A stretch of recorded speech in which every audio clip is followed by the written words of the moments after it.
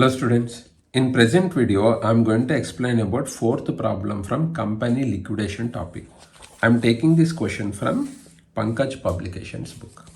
See the question. The following information relates to Catastrophe Limited, which was wound up on 1st April 1998. Wound up means liquidated. First, liabilities information.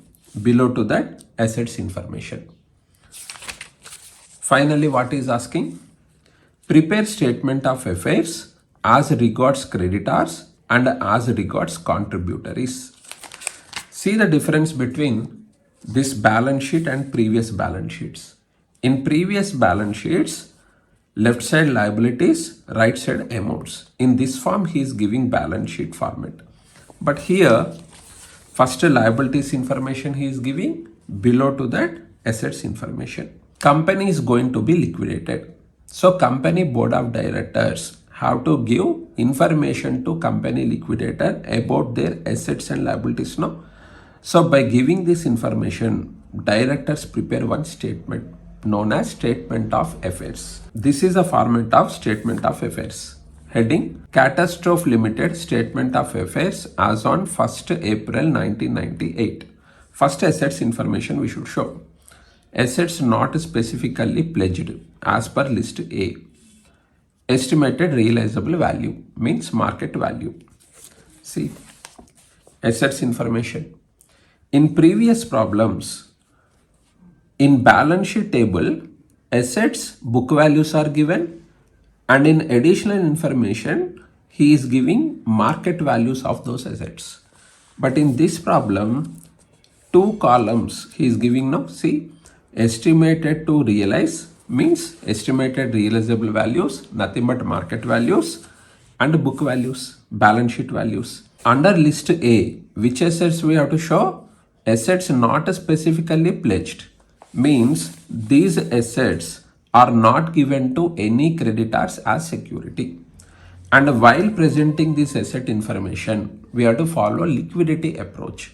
Means most liquid assets in starting and poor liquid assets at the end. First liquid asset is cash, 12,000 rupees. Show that value. Cash, 12,000. Next, bank balance, 10,000. Show that.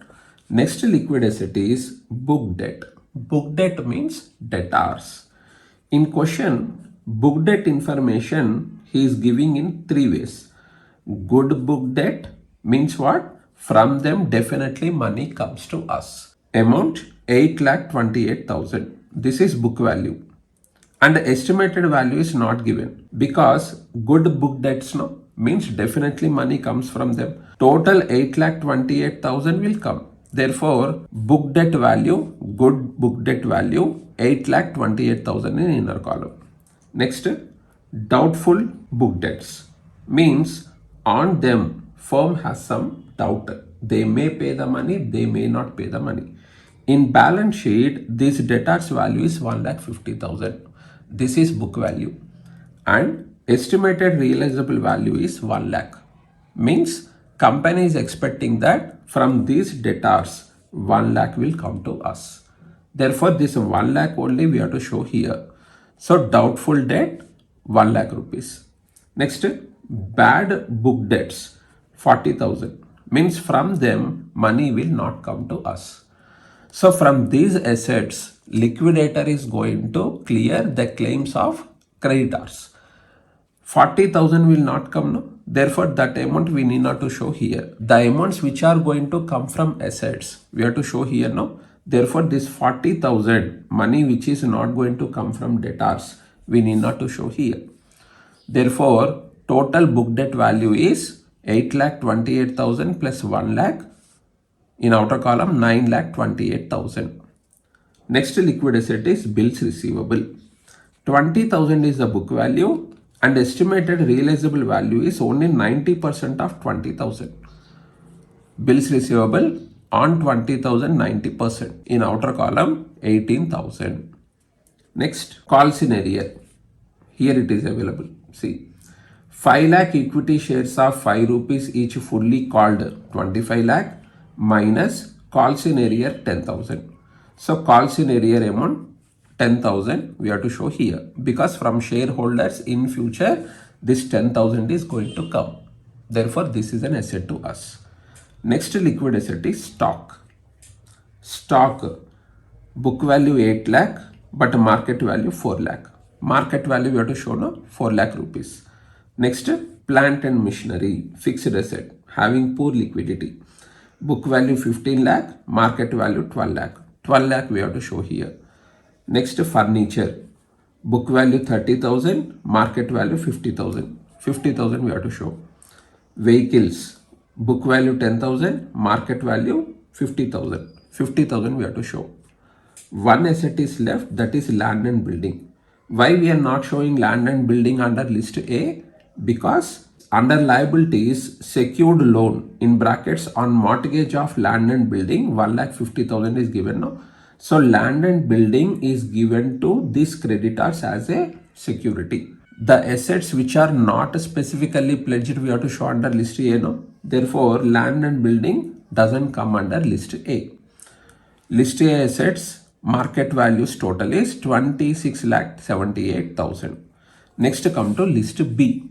Assets specifically pledged as per list B. 5 columns.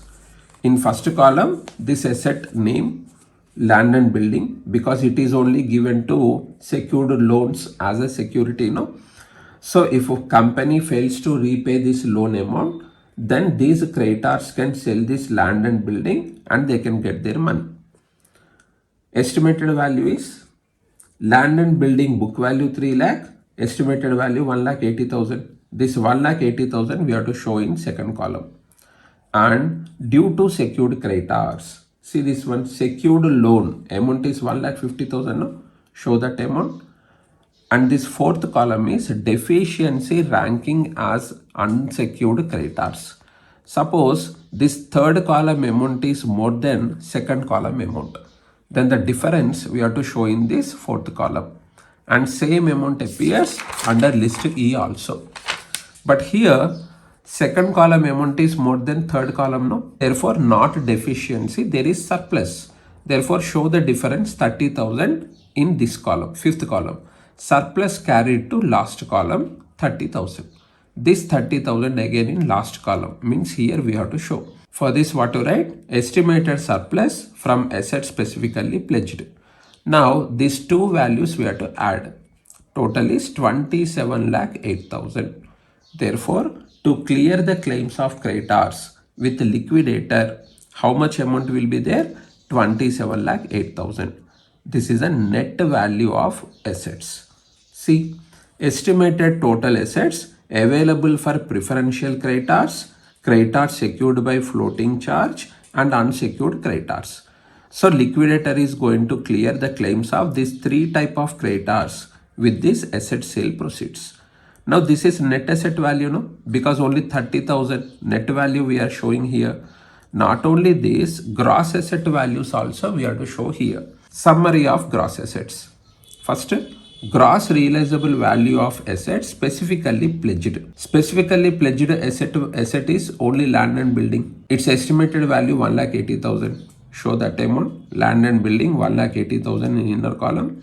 And other assets as per list A. All these assets market values total 26,78,000. These two amounts total 28,58,000 is gross asset value. With this, asset information is completed. Continuation is liabilities information. 3 columns. First column gross liabilities. Here information about that liability. Here final amounts. Liabilities to be deducted from surplus or added to deficiency. First, secured creditors as per list B, to the extent to which claims are estimated to be covered by assets specifically pledged. Secured creditor is this one only, no? 1,50,000. Secured loan in brackets he is clearly giving on mortgage of land and building. That amount 1,50,000. And this amount we need not to show in third column, because already this amount we have considered here, and the net amount 30,000 only we have taken while calculating net asset value, no? Next come to preferential creditor. See the liabilities information. Unsecured creditors 21,60,000. In this, including preferential creditor 60,000, means in this amount 60,000 is preferential creditor value. That preferential creditor amount we have to show here. So preferential creditor means what? Even though company has not given any asset to them as a security, while clearing the claims, company has to give preference to them. Amount 60,000 in first column and in third column also. Preferential creditor information we have to show under list C. So in brackets mention that. From this 27,08,000, first liquidator has to clear the claims of preferential creditor 60,000. After paying 60,000 to them with the liquidator, now how much money is left over? 26,48,000. Next preference should be given to list D creditors. Who are they? Creditors secured by floating charge. Means what? Secured creditor means to them a particular asset is given by the company as a security. But a floating charge creditors means they can sell any asset of the company and they can get back their money. Under liabilities, secured loan 8 lakh rupees. In brackets, floating charge on company's undertakings. Floating charge loan amount is 8 lakh rupees. Write down that. Creditor secured by floating charge as per list D, 8 lakh rupee here, 8 lakh rupee here. This 8 lakh is what? Secured loan. So write down that. Finally, from this 26,48,000, when 8 lakh is paid to floating charge creditors, remaining amount with liquidator is 18,48,000. Next, unsecured creditors as per list E. Means to these people, company has not given any security. Who are they? Under liabilities, unsecured creditors in outer column 21,60,000. And in this amount, preferential creditor 60,000 is also included. So exclude that. 21,60,000 minus 60,000. Therefore, unsecured creditor amount is 21 lakh. Show that amount. Unsecured creditor 21,60,000 minus 60,000, 21 lakh. And other unsecured loan is given under note. Bill discounted and awaited maturity 20,000, of which 10,000 is expected to be dishonored. What is the meaning of this? This company has one bills of exchange. Company sold this bill to bank. Bill amount 20,000. Now on the due date, bank goes to drawee and collects the money. Suppose drawee paid that bill amount to banker. Then company is not responsible. For company, it is not a liability. If drawee dishonors that bill, means if drawee fails to pay that bill amount, then company becomes responsible. Means for company that amount becomes liability. And in this 20,000 worth bill, for 10,000 we have a doubt. It may get dishonored. Then who will become next responsible person? Company only. Company should clear this 10,000 loan to banker. So to company, this is a loan. And it is not coming under secured loan. No?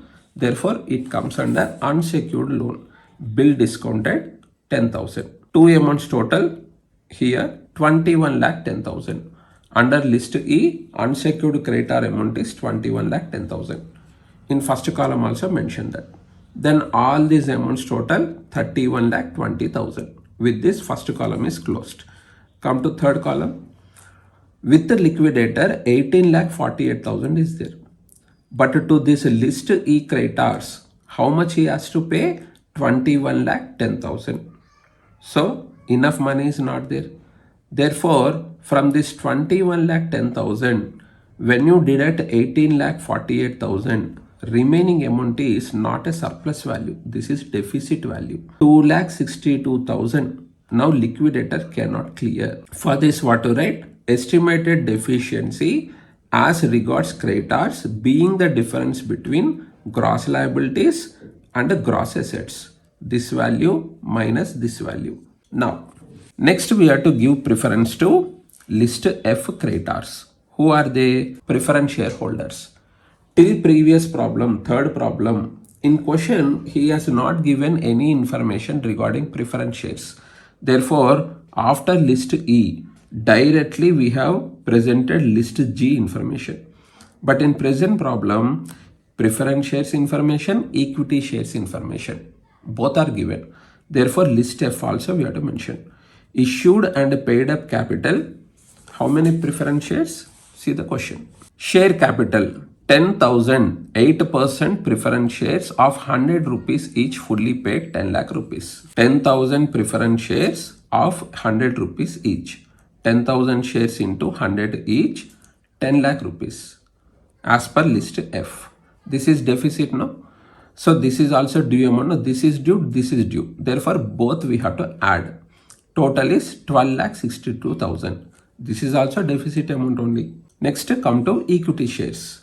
As per list G, issued and paid up capital 5 lakh equity shares of 5 rupees each. 5 lakh equity shares into 5 rupees, 25 lakh.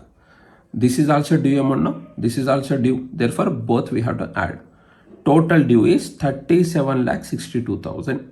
So for this, what to write? Estimated deficiency as regards members, nothing but contributories, as per list H is 37,62,000. So when assets are sold, how much money comes to liquidator? 27,08,000. From that, liquidator can clear the claims of preferential creditors, floating charge creditors. But remaining creditors, unsecured creditors, preference shareholders, equity shareholders, their claims liquidator cannot meet. Unsecured creditors, total claim is 21,10,000. But liquidator can pay only 18,48,000 to them. So in this unsecured creditor, 2,62,000 liquidator cannot pay. Means liquidator can partially clear their claims. Preference shareholders, equity shareholders. Company cannot pay anything to them. This is the end of present problem. Take a screenshot of this solution. Continuation. Next page. Continuation. This is the end of present video. Hope this video is helpful to you. Thank you.